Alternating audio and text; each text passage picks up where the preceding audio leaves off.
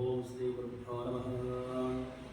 विश्वामित्रादिकालैर्नाचिन्तां गोपोत्पादस्यैर्वरेण्यं भक्तो देवस्तदेव तिथियोजनं प्रचोदयात् सप्तन्तरत्नेन प्रसञ्चां प्रवसनं स्वाहां सराय स्वाहाय स्वावदान समानाय स्वाब्रह्मणे स्वाहा आंजनेय स्वामी समेत महालक्ष्मी प्रसरः सत्यनारायण स्वामी महानैवेद्याप्योतः सपादपक्षं तथा होमः निवेदयामि मध्ये पादमस्तप्रक्षालनं उतः प्रक्षालं करोद्वत्तः चन्दनभोजी प्रथमोदं स्मरणपुष्पं दक्षिणां समर्पयामि।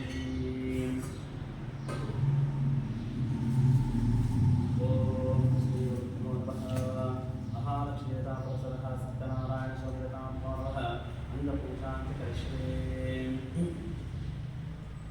ओम सत्यदेवानवः माधव पूजामि सत्यात्रिनाथागुल्पो पूजामि सत्यनिर्महाजामे पूजामि सत्यसङ्कल्पानवः जङ्गे पूजामि सत्याधीशानवः मूलं पूजामि सत्यरूपानवः वृक्षं पूजामि सत्यसेवानवः जगनं पूजामि सत्यवर्मानवः कटिं पूजामि सत्योदरानवः उदरं पूजामि सत्यधरानवः उदयं पूजामि सत्यकामानवः पाशौ पूजामि सत्येष्टानवः पृष्ठदेहं पूजामि सत्यपराणनवः स्कन्धौ पूजामि सत्यशौर्यानवः बाहुं पूजामि सत्यवक्षानहस्तं पूजामि सत्यसन्तुष्टानवः कण्ठं पूजामि सत्यदेवानवः वदनं पूजामि सत्याश्वानवः नासिकां पूजामि सत्यशर्मानवः श्रोत्रे पूजामि सत्यपूर्णानवः नेत्राणि पूजामि सत्योषधानवः भृगो पूजामि सत्यानन्दनवः भ्रूमध्यं पूजामि सत्योपशेर्महाललाटं पूजामि सत्यगृहरूपिणवः शिरसा पूजामि सत्यनारायणस्वामिनवः पूजां समर्पयामि।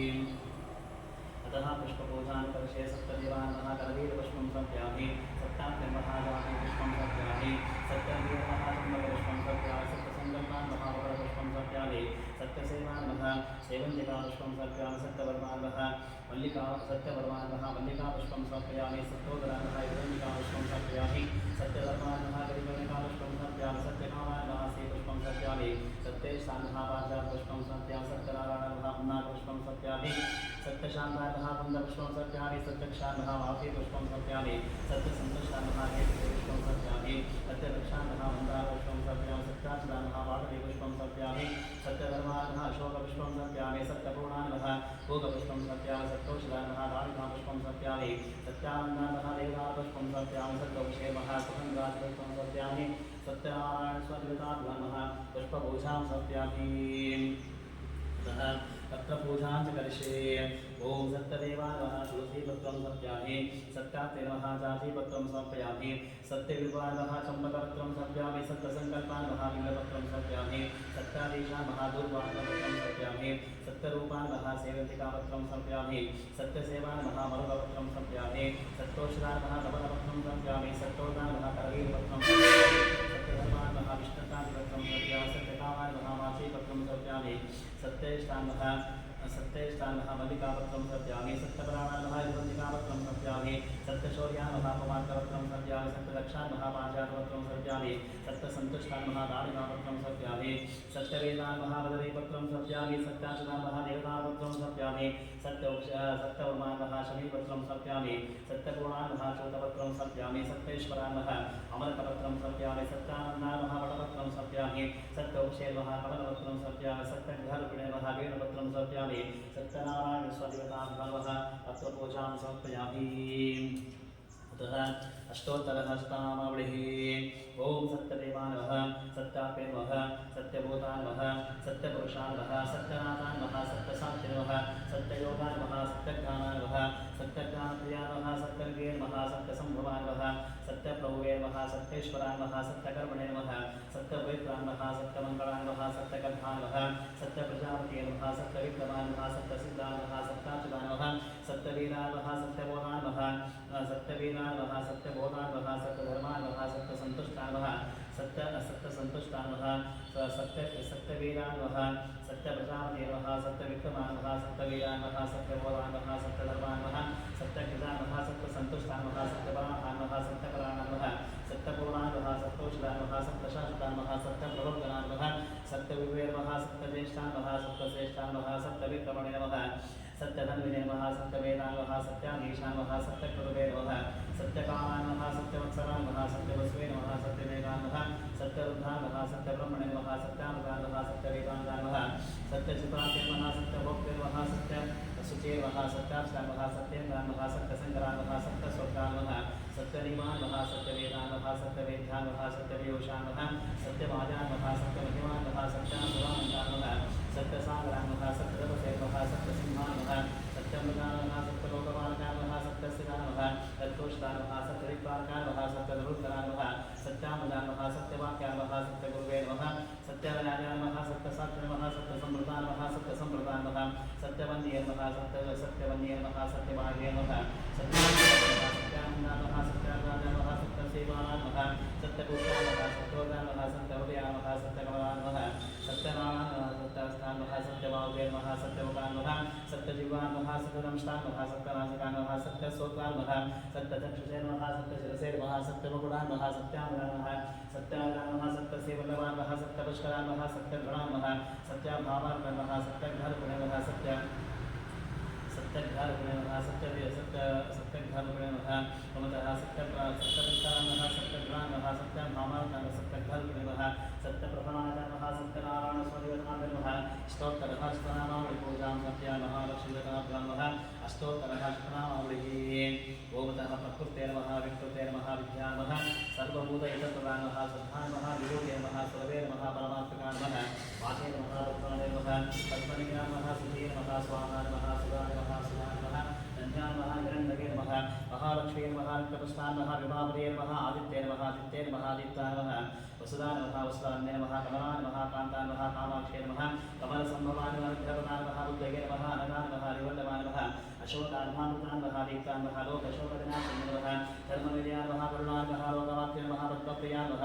पद्मस्तानमः पद्माक्षेर्मः पद्मसुन्दर्यर्मः पद्मोद्भानमः पद्ममुखेर्मः पद्मनाभप्रियानमः रमानमः पद्ममालाधनमः देवीर्मः पद्मिन्यर्मः पद्मगन्धेर्मः पुण्यगन्धानमः सुप्रसन्नानमः प्रसादानुमुखेर्मः प्रमाणमः चन्द्रवदनानमः चन्द्रानमः चन्द्रसहोदरेर्मः चतुर्भुजानमः इन्द्रानमः इन्दुशीतलानमः अहल्लाजनमः पुष्टेर्मः शिवानमः शिवकरेर्मः सत्येर्मः विमनानमः विश्वजनमः तुष्टेर्मः आर्द्रनाशिर्मः वैकपुष्करणमः शान्तानमः शुक्रवानमः श्रीर्मः आस्कर्यर्मः बिल्वदयानमः वरारोहानमः यशस्विन्यर्मः वसुन्धरानमः उदनाङ्गानमः हरिण्यनमः हेममालिनमः धर्मानिकारिणमः सत्यगेनमः प्रेणसौम्यानमः शोप्रदानमः लोकेश्वरतानन्दानमः वरलक्ष्मीनमः वसुप्रदानमः शुभानमः यज्ञप्राकाराय नमः समुद्रमयानमः जयानमः मङ्गलानमः विष्णुभक्षसहस्रानमः विष्णुपतिनमः सन्नाशिनमः नारायणसमस्तानमः नारदंसेनमः देवीर्मः सर्वोपद्यमनिवारणमः नवदुर्गानमः महाकालनमः ब्रह्मविष्णुशमात्मकानमः निकालसम्पन्नानमः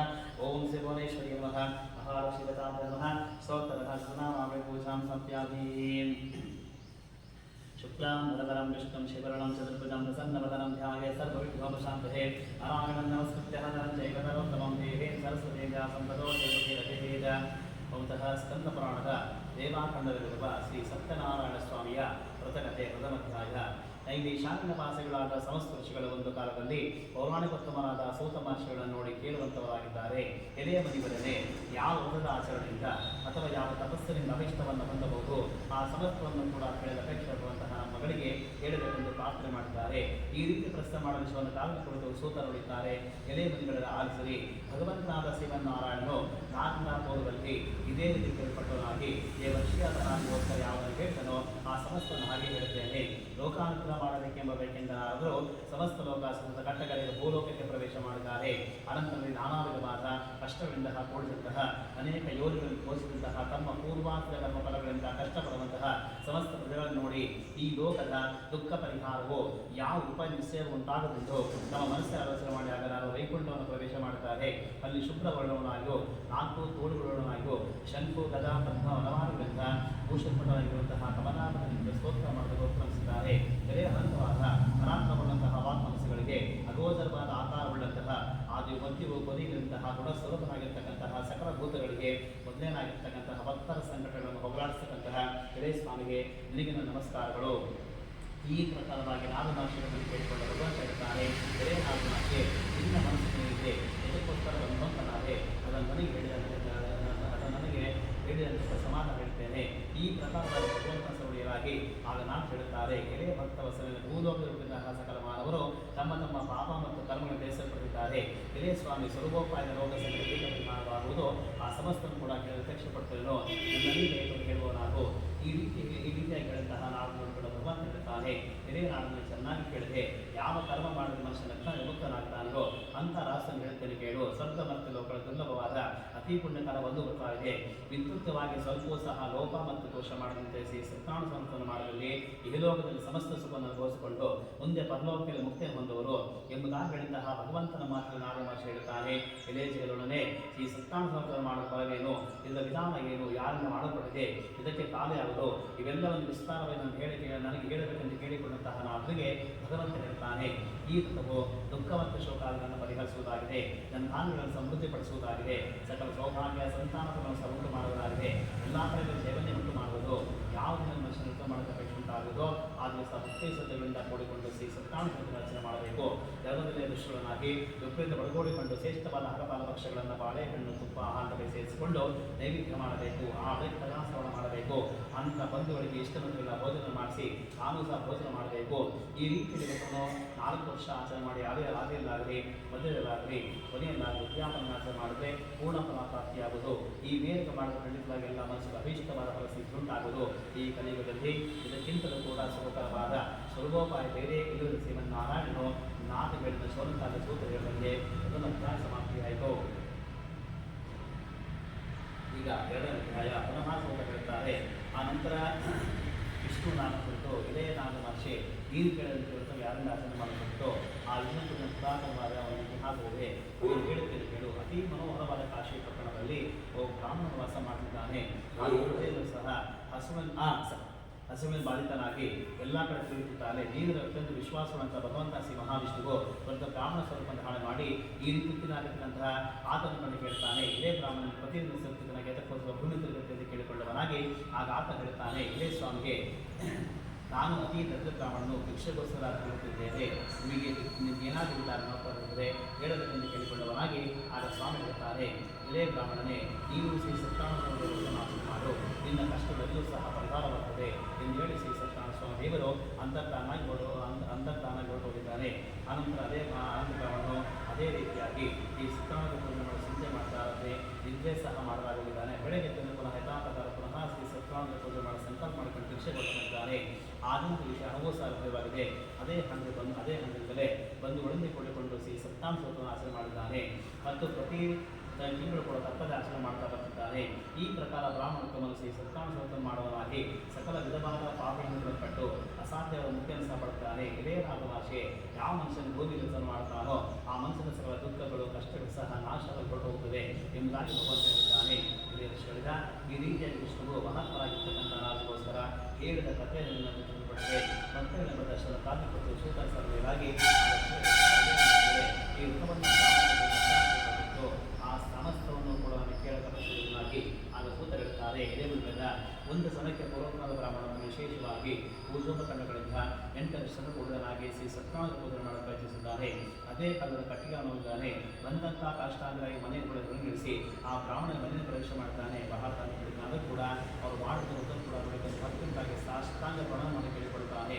ಇದೇ ಬ್ರಾಹ್ಮಣನೇ ಇಲ್ಲಿಂದ ಆಚರಣೆ ಮಾಡ್ತಂಥ ವ್ರತ ಯಾವುದು, ಇದನ್ನು ನಾವು ಆಚರಣೆ ಫಲವನ್ನು ಹೊಂದಬಹುದು ಅಂತ ತಿಳಿಸಬೇಕೆಂದು ಪ್ರಾರ್ಥನೆ ಮಾಡಿದಂಥ ಕಟ್ಟಿಗೆ ಅವನಿಗೆ ರಾಮನ ಹೇಳ್ತಾನೆ. ಇದು ಶ್ರೀ ಸತ್ಯನಾರಾಯಣ ಸಮರ್ಥವು ಪೂರ್ವ ಫಲವನ್ನೆಲ್ಲ ಕೊಡುವಂಥದ್ದಾಗಿದೆ. ನನಗೆ ವ್ರತದಿಂದಲೇ ನನ್ನ ಧಾನ್ಯಾದಿಯಾಗಿ ಅನೇಕ ಸಂಪತ್ತುಂಟಾಗಿ ಹೇಳಿಕೊಂಡವನಾಗಿ ಆಗ ಕಟ್ಟಿಗೆ ಮನದ ಸಂತೋಷದಿಂದ ಸ್ವಾಮಿ ಪ್ರಸಾದಗಳ ಭಕ್ಷಿಸಿ ಜಲಪಾನವನ್ನು ಮಾಡಿ ಆ ದಿವಸ ಕಟ್ಟಿಗೆ ಮಂಡಲದಲ್ಲಿ ಶ್ರೀ ಸತ್ಯನಾರಾಯಣ ಪೂಜೆ ಮಾಡಿ ಸಂಕಲ್ಪ ಮಾಡಿಕೊಂಡು ಮುಂದೆ ಹೊರಟು ಬಂದಿದ್ದಾನೆ. ಈ ಪ್ರಕಾರ ಮನದಲ್ಲಿ ಧ್ಯಾನ ಮಾಡಿಕೊಂಡು ಹೊರಟನ ಆತನ ಹಿಂದಿಗಿಂತಲೂ ಕೂಡ ದ್ವಿಗುಣದ ಲಾಭವನ್ನೇ ಪಡೆದಿದ್ದಾನೆ. ಆ ಬಳಿಕ ಸಂತೋಷದ ಅದೇ ಹಣದಿಂದ ಚೆನ್ನಾಗಿ ಪಕ್ವಾಗಿರುವಂತಹ ಬಾಳೆಹಣ್ಣು, ಸಕ್ಕರೆ, ಹಾಲು, ಮೊಸರು ತೆಗೆದುಕೊಳ್ಳುವುದನ್ನು ಮನೆಗೆ ಕೂಡ ಪ್ರವೇಶ ಮಾಡಿ ವಿದ್ಯುಕ್ತವಾಗಿ ಈ ಸತ್ಯವನ್ನು ಪೂಜೆ ಮಾಡುತ್ತಾನೆ. ಆ ವ್ರತ ಪ್ರಭಾವವನ್ನು ನನ್ನ ಧಾನ್ಯಾದಿಗಳಿಂದ ಪುತ್ರ ಪೋಷಿಸಿಕೊಳ್ಳುವುದನ್ನಾಗಿ ಈ ಭೂಲೋಕದಲ್ಲಿ ಬೇಕಾಗಿರುವಂತಹ ಸಕಲ ಸುಖಗಳನ್ನು ಅನುಭವಿಸಿಕೊಂಡು ಅಂತ್ಯಕಾಲಕ್ಕೆ ಸಾಕ್ಷಾತ್ ವೈಕುಂಠ ಲೋಕವನ್ನು ಪಡೆದ ಎಂಬುದು 2ನೇ ಅಧ್ಯಾಯವು ಸಮಾಪ್ತಿಯಾಯಿತು.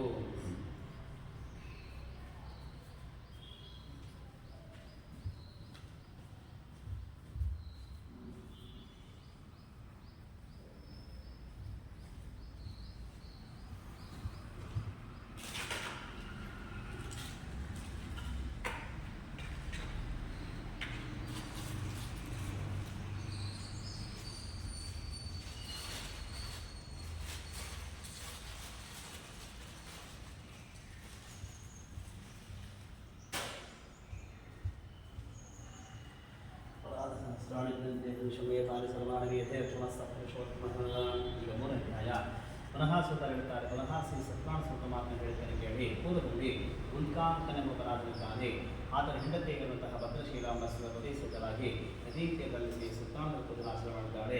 ಅದೇ ಸಮಯಕ್ಕಲ್ಲಿರುವ ವರ್ತಕನಿದ್ದಾನೆ. ಅವರಿಬ್ಬರು ಕಂಡ ಕೈ ಮುಗಿದುಕೊಂಡು ಕೇಳುತ್ತಾನೆ, ಎಳೆಯರಾದರೆ ಭಕ್ತಿಕನಾಗಿ ಮನುಷ್ಯನಿಂದ ನೀನು ಆಚರಣೆ ಮಾಡಿಕೊಳ್ಳುವುದೇನೋ ನನಗೆ ಹೇಳಬೇಕೆಂದು ಕೇಳಿಕೊಂಡವನಾಗಿ ಆಗ ಆತ ಹೇಳುತ್ತಾನೆ, ಹಿರೇಗಾದರೆ ಬಂಧುಗಳಿಂದ ಒಳಗೂಡಿಕೊಂಡು ಪುತ್ರ ಕೈಗಳು ಸಕಲ ಇಷ್ಟಗಳನ್ನು ಕೊಡ್ತಕ್ಕಂತಹ ಶ್ರೀ ಸತ್ಯನಾರಾಯಣ ಪೂಜೆ ಮಾಡ್ತಿದ್ದೇನೆ ಇಂಥ ನಾಲ್ಕು ಮಾತನ್ನು ಕೇಳಿಸಿಕೊಂಡು ಹಿರೇರಾದರೆ ನನಗೂ ಸಹ ಸಂತಾನ ಫಲಗಳ ಕಾರಣ ಈ ವ್ರತ ಪ್ರಭಾ ನಿಶ್ಚಯವಾಗಿ ಸಂತಾನ ಉಂಟಾಗಿ ನಂಬಿದ್ದೇನೆ ಆಗಿ ಈ ವ್ರತ ವಿಧಾನದಿಂದ ಎಲ್ಲೋ ಕಟ್ಟಿಕೊಂಡು ವ್ಯಾಪ ಹಿಂದಿರುಗಿ ಒಬ್ಬ ಸಂತೋಷಪಟ್ಟ ಮನೆಗೆ ಹೋಗಿದ್ದಾನೆ. ತನ್ನ ಹೆಂಡತಿ ಹೇಳ್ತಾನೆ, ಯಾವಾಗ ನನಗೆ ಸಂತಾನ ಫಲ ಪ್ರಾಪ್ತಿಯಾಗುವುದೋ ಆದ್ಯತೆ ಪ್ರೋತ್ಸಾಹಿಸಿಕೊಂಡಿದ್ದಾರೆ. ಈ ಸಂತೋಷವನ್ನು ಶ್ರೀ ಸತ್ಯನಾರಾಯಣ ಪ್ರವಾದಿತ ಆದನ್ನು ಗರ್ಭವನ್ನು ಕೂಡ ಧರಿಸಿದ್ದಾಳೆ.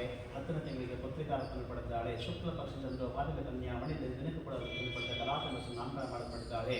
ಲೀಲಾತು ಬರ್ತಕ್ಕಂಥ ಭಾರ್ಯು ತನ್ನ ಪತ್ನಿ ಕೇಳ್ತಾಳೆ, ಹಿರೇ ಸ್ವಾಮಿ ಇನ್ನು ಎದಕ್ಕಾಗಿ ನೀವು ಶ್ರೀ ಸತ್ಯನಾರಾಯಣ ಮಾಡಿ ಕೇಳಿಕೊಂಡವಳಾಗಿ ಆಗ ಆತನಿದ್ದಾನೆ ಹೇಳಿ ಈಕೆ ವಿವಾಹದ ಸಮಾಧಾನಪಡಿಸಿದ ಹೊರತಾಗಿ ಮುಂದೆ ಬಿಟ್ಟಿದ್ದಾನೆ. ಕಲಾತು ಬರ್ತನೆಯು ತಂದೆ ಮೇಲೆ ಬೆಳೆದಿದ್ದಾರೆ. ಆ ಬಳಿಕ ವರ್ತಕನು ಅವರನ್ನು ಧರ್ಮಪದ್ಧತಿ ಮೇಲೆ ಚಾಲನೆ ಕೊಡದ ಜಾಗೃತಿಯಾಗಿ ಮಕ್ಕಳ ವಿವಾಹಕ್ಕಾಗಿ ಒಬ್ಬರನ್ನು ಉಟ್ಕೊಂಡು ಬರುವಂತೆ ಕಳಿಸಿದ್ದಾರೆ. ಈ ರೀತಿ ಹೊರಟಂತಾರು ಆಚರಣೆ ಪಟ್ಟಣ ಸೇರಿದ್ದಾರೆ. ಅಲ್ಲಿ ಮತ್ತೊಂದು ಕುಮಾರ ಸಹರಿದ್ದಾರೆ. ನೋಡಿ ಆಂಶಿಕನಾಗಿ ಅದೇ ಮಗಳ ಕಾರ್ಯವನ್ನು ಕೊಟ್ಟಿದ್ದಾನೆ. ಧನ ಮರಳು ಕೂಡದಂಥ ವರ್ತಕರ ವಿವಾಹ ಕಾಲದಲ್ಲೂ ಕೂಡ ಶ್ರೀ ಸತ್ಯನಾರಾಯಣ ಪೂಜೆ ಆಚರಣೆ ಮಾಡಿದ ಇದರಲ್ಲಿ ಸ್ವಾಮಿ ಬಹಳ ಕೋಪುಂಟಾಗಿದೆ. ಆ ಬಳಿಕ ವ್ಯಾಪಾರ ಬುದ್ಧಿವಂತನಾಗಿದ್ದಾನು. ತಾನು ವರ್ಷದಿಂದ ಕರ್ಮಶುದ್ಧ ಪ್ರೇರಿಸುತ್ತನಾಗಿ ಅಲ್ಲಿಂದ ಒಳಗೂಡಿಕೊಂಡು ವ್ಯಾಪಾರಕ್ಕಾಗಿ ಹೊರಟು ರತ್ನ ಸಾಲ ಪಟ್ಟಣ ಬಳಿಯೊಡನೆ ವ್ಯಾಪಾರ ಮಾಡುತ್ತಿದ್ದಾನೆ. ಒಂದಿನ ಮಣಿಯ ಪಟ್ಟಣ ಒಡೆಯನಾದ ಚಂದ್ರಕೇತುಮ ರಾಜೇಂದ್ರನಿಗೆ ಇಬ್ಬರು ಸಹ ಒಳಗೊಳ್ಳಲಾಗಿ ಆ ಕಾಲದಲ್ಲಿ ಮಾಡಲು ಪ್ರತಿಬಿಂಬಂತಹ ವರ್ತಕರಿಬ್ಬರಿಗೆ ಶ್ರೀ ಸತ್ಯನಾರಾಯಣ ಶಾಪನ್ನು ಕೊಟ್ಟಿದ್ದಾನೆ. ಒಂದಾಂದು ಕಳ್ಳರ ರಾಜ್ಯವನ್ನು ಕಲಿಸಿಕೊಂಡು ಆ ವಕ್ರ ದರ್ಶಕರಿಗೆ ಬರೆದಿದ್ದಾರೆ. ಅಷ್ಟೊಂದಿಗೆ ರಾಜ ಬಂದು ಕಳ್ಳನ ಮುಕ್ತ ತಗೊಂಡು ಚೋರ ಕೂಡ ಬಹು ವೈವನ್ನ ಹೊಂದಿ ಆ ಹಣವನ್ನಲ್ಲೇ ಬಿಟ್ಟು ಕಣ್ಣಿ ಕಾಣು ಹೊಡೆಯುತ್ತಿದ್ದಾರೆ. ಆಗ ರಾಜಭಟರು ಈ ವರ್ತಕರ ಬಳಿ ಬಂದು ಅಲ್ಲಿ ಅದೇ ಹಣವನ್ನು ಕಂಡು ಅವರೇ ನಿರ್ಮಾಣ ಮಾಡಿ ಅವರಿಬ್ಬರ ಮಕ್ಕಳನ್ನ ಕಟ್ಟಿಕೊಂಡು ಎದುರಾಡುತ್ತ ರಾಜ ಸಮೀಪ ನಿಂತುಕೊಳ್ಳುತ್ತಾರೆ. ಇದೇ ಪ್ರಭುಗಳೇ ಇಬ್ಬರು ಕಳ್ಳರನ್ನು ಬರೆಸಿದ್ದೇವೆ.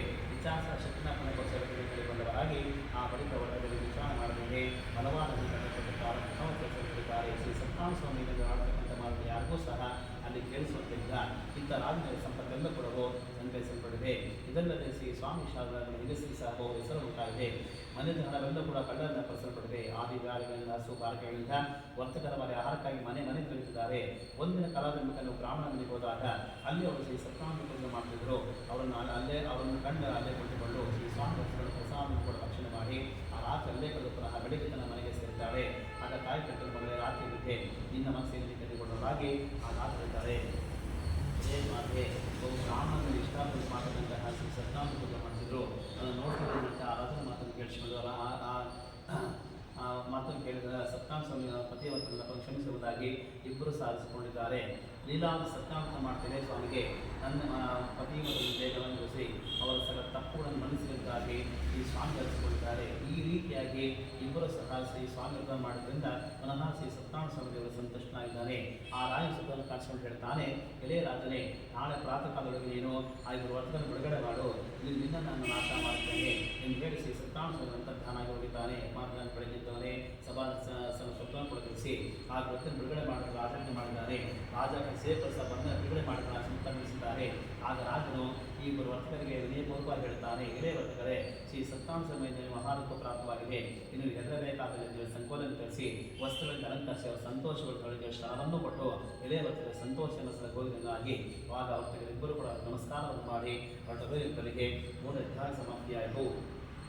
4ನೇ ಅಧ್ಯಾಯ ಪುನಃ ಸೂತ್ರ ಹೇಳ್ತಾರೆ. ಹೇಳಿದ ಆ ಬಳಿಕ ವೈಷ್ಣವ ಮಂಗಳ ಸ್ನಾನ ಮಾಡಿ ನಿತ್ಯ ಕರ್ಮ ನೆರವೇರಿಸಿ ರಾಮನಿಗೆ ಹಣವನ್ನು ಕೂಡ ಮಾಡಿಸಲು ತಾನು ಕೊಟ್ಟಿದ್ದಾನೆ. ಸ್ವಲ್ಪ ದೂರ ವರ್ಷದಲ್ಲಿ ಸತ್ಯನಾರಾಯಣ ಸಮಯದ ಸನ್ಯಾಸಿಗಳು ಬಂದು ಎಲೆ ವರ್ತಕರು ಇನ್ನು ಹಡಗಿನ ಹೇಳಿದ್ದಾನೆ. ಆಗ ವರ್ತಕರು ಹೇಳ್ತಾರೆ, ಇಲ್ಲೇ ಸನ್ಯಾಸಿಗೆ ನಮ್ಮ ಹಡಗಿನ ಎಲೆ ಮತ್ತು ಬಳ್ಳಿಗಳಿವೆ ಎಂದು ಹೇಳ್ತಾ ಅಸತ್ಯವಾದ ಮಾತು ಕೇಳಿದ ಸ್ವಾಮಿ ನಿಮ್ಮ ಮಾತು ಯಥಾರ್ಥವಾಗಿ ನೆನಪಟ್ಟು ಹೋಗಿದ್ದಾನೆ. ಆಗ ವರ್ತಕರು ಸಂತದ ಪ್ರಾಣ ಮಾಡಿ ಸಮುದ್ರವನ್ನು ಕೂಡ ಸೇರಿ ಇಂತಹ ಮುಗಿಸಿಕೊಂಡು ಪುನಃ ಹಡಗನಿದ್ದಾಗ ಅಲ್ಲಿರ್ತಕ್ಕಂಥ ಎಲೆ ಮತ್ತು ಬಳ್ಳಿ ಪ್ರಕಟವಾದ ಅಸ್ತ್ರದಿಂದ ಮೂರ್ಛೆ ಹೊರಟೋಗಿದ್ದಾನೆ. ಪುನಃ ಎಚ್ಚೆತ್ತನಾಗಿ ದುಃಖದ ಪ್ರಲಾಪ ಮಾಡುವಂತಹ ಮಾಮನಿಗೆ ಅಳಿದಿರುತ್ತಾನೆ. ಎಲೆ ಮಾಮನ ಕೆಲಸ ನೋಡ್ತಿದ್ಯಾ, ಸನ್ಯಾಸಿಯಿಂದ ನನಗೆ ಶಾಪ ಕೊಡಲ್ಪಟ್ಟಿದ್ದಕ್ಕೆ ನನಗೆ ಈ ರೀತಿಯಾಗಿದೆ. ಆತನಿಗೆ ನಾವು ಶರಣಾಗತರಾದರೆ ನಮ್ಮ ಉದ್ದೇಶ ನೆರವೇರಿದ ಹಳೆಯ ಮಾತನ್ನು ಕೇಳಿಸಿಕೊಂಡು ಪುನಃ ಸಮೀಪ ಭಕ್ತಿ ನಮಸ್ಕಾರವನ್ನು ಮಾಡಿ ಕೇಳಿಕೊಡ್ತಾನೆ. ಎಲೆ ರೀತಿ ಶ್ರೇಷ್ಠನೇ, ನಿನ್ನೊಡನೆ ಯಾವ ಅಸತ್ಯಗಳಿಂದ ಹೇಳಲ್ಪಟ್ಟಿತು ಅಂತ ಅಪಾಂಶವನ್ನು ರಕ್ಷಿಸುತ್ತಾ ಚಿಂತೆಗೊಳಗಾಗಿದ್ದಾನೆ.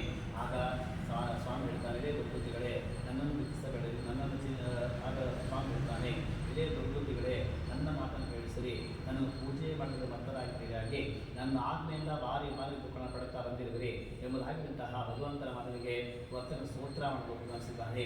ಇದೇ ಸ್ವಾಮಿ ಬ್ರಹ್ಮಾಂಡ ಸಮಸ್ತ ದೇವತೆಗಳು ಇನ್ನ ಗುರುಗಳ ಮಾಹಿತಿ ಓದಿರಾಗಿದ್ದಾರೆ. ವಿದ್ಯುಕ್ತವಾಗಿ ಇನ್ನ ಕಡಿತ ಮಾಡುವ ನಮ್ಮನ್ನು ಕಳಿಸು, ನಮ್ಮ ರಕ್ಷಿಸಿದ ಪ್ರಾರ್ಥನೆ ಮಾಡುತ್ತಿರುವ ಕೆಲವರಿಗೆ ಈ ಸತ್ತಾಂಶ ಅನೇಕ ಪದಗಳನ್ನು ಪೂರ್ವ ಕನವನ ಅಂತರ್ಗತ ಪಟ್ಟು ಹೋಗಿದ್ದಾನೆ. ಅನಂತರ ಕಳಗನಕ್ಕೆ ಅನಂತರ ಕಂಡ ಸಂತೋಷದಿಂದ ಶ್ರೀ ಸ್ವಾಮಿ ಪೂಜೆ ಮಾಡಿಕೊಂಡು ಆತ ನಗ್ನತನ ದೇಶಿಕೊಂಡು ಬಂದ್ದಾರೆ. ಇದನ್ನು ತಿಳಿಸಬೇಕಂತ ಮಳೆ ಕಳಿಸಿದ್ದಾನೆ. ಆ ನೂತನ ಪಟ್ಟಣ ಕೂಡ ಪ್ರವೇಶವನ್ನು ವರ್ತನೆ ಮಾಡಬೇಕಂತ ಹೇಳ್ತಾನೆ.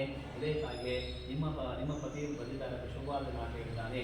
ಈ ಪ್ರಕಾರ ಹೇಳಿದಂತಹ ನೂತನ ಮಾತನ್ನು ಕೇಳಿದಂತಹ ವರ್ತನೆ ಸಂತೋಷಗೊಂಡು ಶ್ರೀ ಸತ್ಯಾಂಶ ಪೂಜೆ ಮಾಡಿ ತನ್ನ ಮಗಳಿಗೆ ಹೇಳ್ತಾಳೆ, ಎಲೆ ಮಗಳೇ ಪತಿಗಳನ್ನು ನೋಡಿಕೊಂಡು ಶೀಘ್ರ ಬರೋಣ ಸಿದ್ಧರಾಗಿ ಆಗ ತಾಯಿ ಮಾತನ್ನು ಕೇಳಿಕಲಾಗಿ ಮಾಡಿರ್ತಕ್ಕಂಥ ವ್ರತವನ್ನು ಕೂಡ ಮುಗಿಸಿ ಅದರ ಪ್ರಸಾದಿಗಳು ಕೊಡದೆ ಹೊರಟು ಬಂದಿದ್ದಾಳೆ.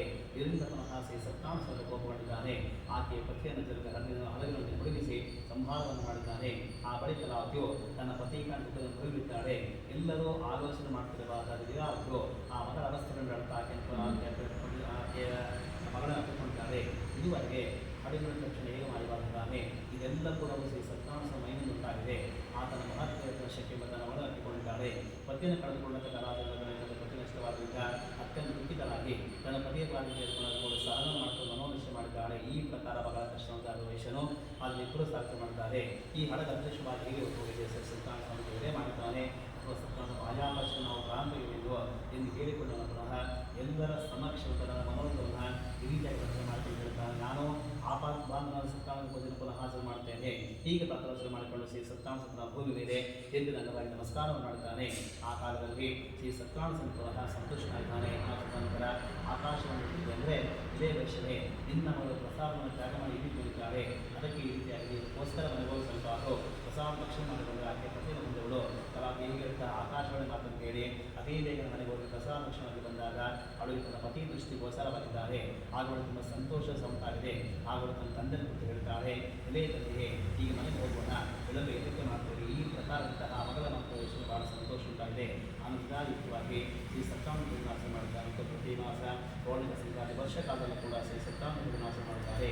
ಮತ್ತು ಈ ಮಕ್ಕಳ ಸಕಲ ಸುಖವನ್ನು ಅನುಭವಿಸಿಕೊಂಡು ಅಂತ್ಯಕಾಲಕ್ಕೆ ಸಾಕ್ಷರ ಬೈಕೊಂಡು ಲೋಕವನ್ನು ಒಂದು ಎದುರಿಯ ಬದಿಗೆ 4ನೇ ಅಧ್ಯಾಯ ಸಮಾಪ್ತಿಯಾಯಿತು. ಈಗ ಕೊನೆಯ ಅಧ್ಯಾಯ ಪುನಃ ಸ್ವತ ಹೇಳ್ತಾರೆ. ಇದೇ ವರ್ಷ ಹೇಳಿದ ನಾನು ಇನ್ನೂ ಒಂದು ಕಥೆ ಹೇಳ್ತೇನೆ. ಪೂರ್ವದಲ್ಲಿ ಅಂದ ಪ್ರಜಾಪಲನಗಳನ್ನು ಆ ರಾಜನು ಶ್ರೀ ಸ್ವಾಮಿ ಪ್ರಸಾದ ಪರಿತ್ಯಾಗ ಮಾಡೋದಕ್ಕೆ ಅತಿ ದುಃಖರುತ್ತಾನೆ. ಹೇಗೆಂದರೆ ಒಂದು ಸಮಯದಲ್ಲಿ ಕೋತನಾಗಿ ಸಿಂಹ ಘಾಟಾಗಿ ಅನೇಕ ಮಕ್ಕಳು ಸಂಹಾರ ಮಾಡಿ ತನ್ನ ನಗರಕ್ಕೆ ಬಂದಾಗ ಅಲ್ಲಿ ಒಂದು ವಟಕ್ಷಗಳಿಗೆ ನಿಂತಿದ್ದಾನೆ. ಅಲ್ಲಿ ಗೋಪಾಲ ತಮ್ಮ ಬಂಧುಗಳಿಂದ ಹಾಕಿಕೊಂಡಿಕೊಂಡು ಭಕ್ತಿತ್ವ ಅಂತ ಕಡೆಯಿಂದ ಈ ಸತ್ಯಾಂಶ ನಾಶನ ಮಾಡ್ತಿದ್ದಾರೆ. ಇದು ನೋಡಿದ ಗರ್ವದಲ್ಲಿ ಹೋಗಲಿಲ್ಲ. ಈ ಸ್ವಾಮಿ ನಮಸ್ಕಾರವನ್ನು ಸಹ ಮಾಡಿದ. ಈಗ ಅಂದಾಗ ಸಮಸ್ತ ಗೋಪಾಲಕ ಸತ್ಯಾಂಶ ಬಿಟ್ಟು ಯಥಾ ಗೋಪಾಲಕ ಸಿಗ್ತಾರೆ. ಯಥೇಚ್ಛ ಪೂಜೆ ಸಹ ಮಾಡಿ ಉಳಿತಾರೆ. ಆ ನಂತರ ಪ್ರಸಾದ ಪರಿತ್ಯಾಗ ಮಾಡಿ ಅತಿ ದುಃಖ ಹೊಂದುತ್ತಾನೆ. ಆ ರಾಜನ 3 ಮಂದಿ ಮಕ್ಕಳು ಧನ ಧಾನ್ಯ ಸಹ ನಾಶವಾಗಿ ಹೋಗಿದೆ. ಆ ಒಂದು ಯೋಚನೆ ಮಾಡಿದ್ದೇನೆ ಅಂದರೆ ಈ ಸಕಲವನ್ನು ಕೂಡ ಶ್ರೀ ಸತ್ಯಾಂಶ ನಷ್ಟವನ್ನು ಮಾಡಿದ್ದಾನೆ. ಅಂತಹ ಯಾವ ಸ್ಥಳದಲ್ಲಿ ಸತ್ಯದ ಪೂಜೆ ಆಯಿತು ಆ ಸ್ಥಳಕ್ಕೆ ಪುನಃ ಹೋಗಿ ಮನೋನಿಶ್ಚಯ ಮಾಡ್ತಾನೆ. ಮತ್ತು ಭಕ್ತಿ ಮತ್ತು ಸತ್ಯ ರಿಕಾವಿಜಯ ಸತ್ಯಾಂಶ ಪೂಜೆ ನಾಶ ಮಾಡ್ತಾನೆ. ಅನಂತರ ಅದನ್ನು ಶ್ರೀ ಸ್ವಾಮಿ ಪ್ರಸಾದ ಪ್ರವೇಶನ ಪುನಃ ಉಳಿದವನಾಗಿ ಏಲೋಕದ ಸಂಪೂರ್ಣ ಸುಖವನ್ನು ಕೂಡ ಅನುಭವಿಸಿಕೊಂಡಂತೆ ಕಾಲಕ್ಕೆ ಸಾಕ್ಷಾತ್ ಲೋಕವನ್ನು ಹೊಂದಿದ್ದಾನೆ.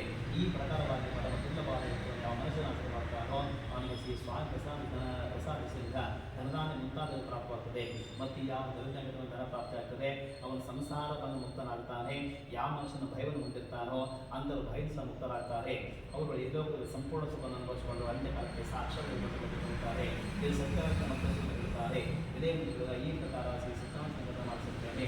ಈ ವೃತ್ತ ಮಾಡಿದ ಸಂಪೂರ್ಣ ಸತ್ಯಾಗ ಮುಕ್ತರಾಗ್ತಾರೆ. ಕಲಿಯುಗದಲ್ಲಿ ಸತ್ಯಾಂಶ ವಿಶೇಷ ಫಲವನ್ನು ಕೊಡ್ತಕ್ಕಂಥದ್ದು. ಈ ಸತ್ಯಾಂಶದ ಕಾಲವನ್ನು ಹೇಳ್ತಾರೆ, ಸತ್ಯವನ್ನು ಹೇಳ್ತಾರೆ, ಕೆಲವು ಈಶ್ವರ ಹೇಳ್ತಾರೆ, ಸತ್ಯ ಸ್ವಾಮಿ ಹೇಳ್ತಾರೆ, ಇನ್ನುಗಳ ಸತ್ಯ ದೇವರು ಹೇಳ್ತಾರೆ. ಹೀಗೆ ನಾನಾ ಪ್ರಕಾರವಾಗಿ ರೂಪದಾನ ಮಾಡಿದಂತಹ ಸಕಲ ಭಕ್ತಗಳಿಗೆ ಈ ಸಲ ಕೊಡ್ತಕ್ಕಂಥ ಭಗವಂತನ ಕಲಿಯುಗದಲ್ಲಿ ಶ್ರೀ ಸತ್ಯಾಂಶ ರೂಪ ಧರಿಸಿಕೊಂಡು ಹೇಳ್ತಾರೆ.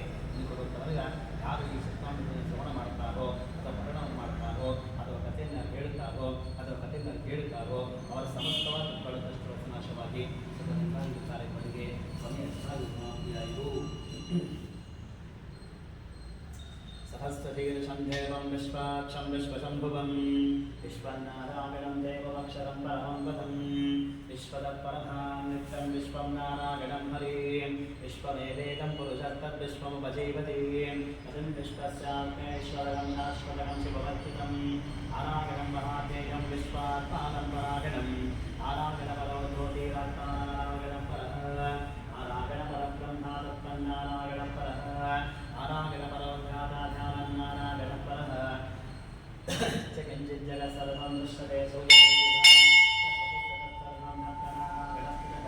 अनन्तमव्ययं कलितं समुद्धेयं विश्वशम्भुवं रत्नकोशापदैवाशभवयाञ्चाप्यधोमुख अधोनिष्ठावितस्यान्तेनाभ्यामुपरितिष्ठति गानमानापुलं भाति विश्वस्यावितनं महत् सन्ततकं शिलाविस्तुलं भक्त्याकोशसन्निभं तस्यान्ते सुजगं सुत्वं तस्मिन् सर्वं प्रतिष्ठितं तस्य मध्ये महाग्ने विश्वास्य विश्वरोधः सोद्रवृत्तिमिदन्तष्टन्नाहारमजरकविः ईदपूर्वमदशायनस्मायस्तस्य सन्ततः सन्ताविस्वं देहवादाकरमस्तकः तस्य मध्ये वन्यशकानियोद्भावितस्थितः ईदतोर्वितमग्रस्वादुर्दुर्ले एव भास्वः ईवारशोकरत्वन्नपीतभास्वत्वणोपः तस्याचिकाजवद्यपरमाहात्मा विवस्थितः अब्रह्म स शिवसारिजन्धसोऽक्षरपरमस्वरः ॐ तद्ब्रह्म ॐ तद्वायो ॐ तदात्मा ॐ तत्सत्यम् ॐ तत्सर्वं लोकत्वरो नवनान्तस्तवदिभूतेषु प्रधानं विश्वमूर्तिषु त्वं यज्ञसंसत्कारस्त्वं विष्णुस्त्वं रुद्रस्त्वं इन्द्रस्त्वं मध्यस्त्वमायुस्त्वं सूर्यस्त्वं चन्द्रमास्त्वं ब्रह्मपूर्वस्वरं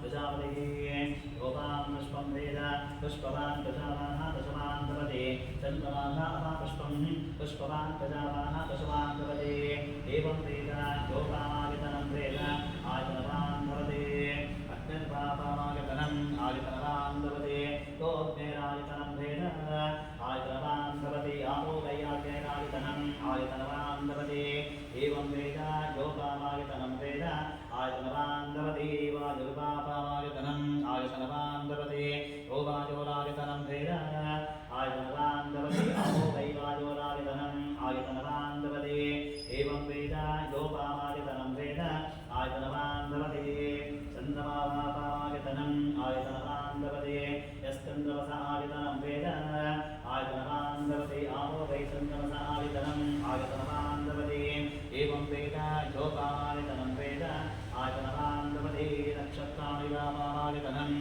आयतनवान् भवति यो नक्षत्राणामागतनं वेद आयतनवान् भवति आपो वै नक्षत्राणामागतनम् आयतनवान् भवति एवं वेद गोपामागतनं वेद आयतनवान् भवति पर्जन्यो वामागतनम् आयतनवान् भवति पर्जन्यस्यागतनं वेद आयतनवान् भवति आपो वै पर्जन्यस्यागतनम् आयतनवान् भवति एवं वेद गोपामागतनं वेद आयतनवान् भवति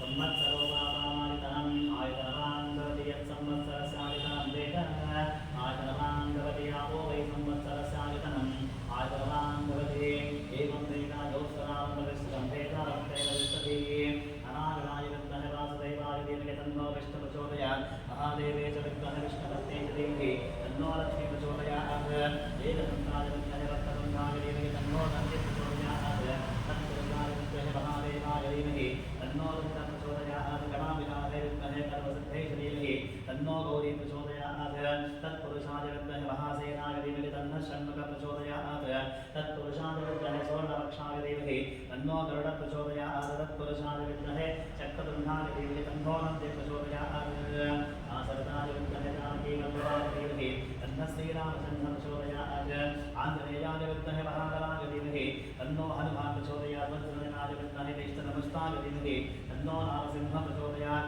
वेदान्तराय विद्महे हिरण्यगर्भाय धीमहि तन्नो ब्रह्म प्रचोदयात् ऐश्वर्यराय विद्महे नारीराय धीमहि तन्नो अग्निः प्रचोदयात् भास्कराय विद्महे महागतिकराय धीमहि तन्नो आदित्यः प्रचोदयात् हंसाय विद्महे परमहंसाय धीमहि तन्नो हंसः प्रचोदयात् पाञ्चजन्याय विद्महे पावनाय धीमहि तन्नः शङ्खः प्रचोदयात् सरस्वत्यै च विद्महे विद्यारूपिण्यै धीमहि तन्नो वाग्देवी प्रचोदयात् अन्नपूर्णाय विद्महे सर्वसन्धे धीमहि तन्नः कामदेवः प्रचोदयात् आज्ञानाय विद्महे कन्याकुमारी तन्नो दुर्गे प्रचोदयात् जन्येताय विद्महे सर्पराजाय धीमहि सुब्रह्मण्यस्वामी प्रचोदयात् भूतनाथाय विद्महे भवपुत्राय धीमहि तन्नो शास्तानः प्रचोदयात् हरिहरपुत्राय विद्महे शबरिमलैवासाय धीमहि तन्नो अय्यप्पस्वामी प्रचोदयात् राजाधिराजाय वसेक